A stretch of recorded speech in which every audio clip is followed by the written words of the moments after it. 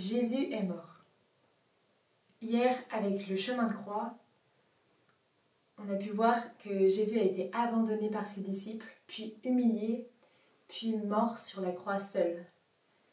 Et aujourd'hui, Jésus disparaît de la terre, il descend en profondeur pour aller chercher Adam et Ève et tous les défunts justes, tous ceux qui l'attendent pour le suivre.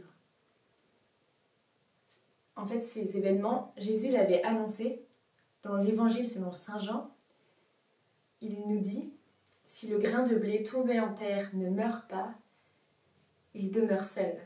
Mais s'il meurt, il porte beaucoup de fruits. » Alors, est-ce qu'on en reste là? Est-ce que la mort a le dernier mot?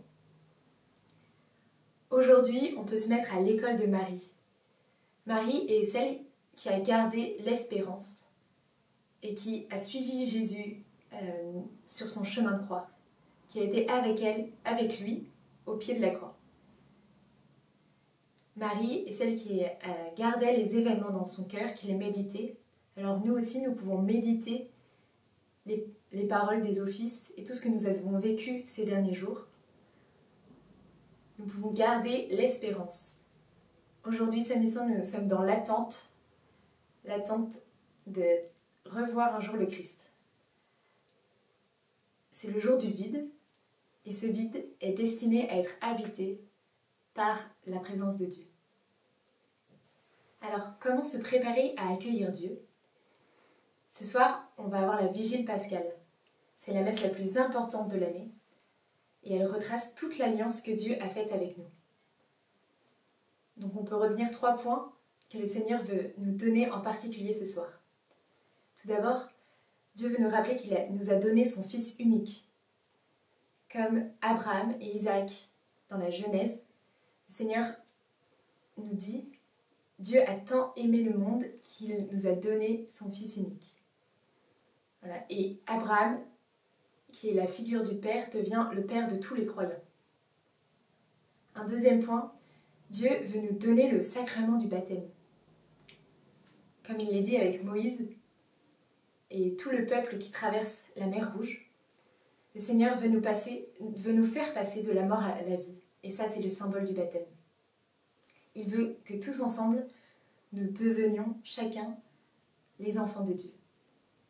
Et en troisième point, le Seigneur veut venir renouveler notre cœur, comme il le dit dans Ézéchiel.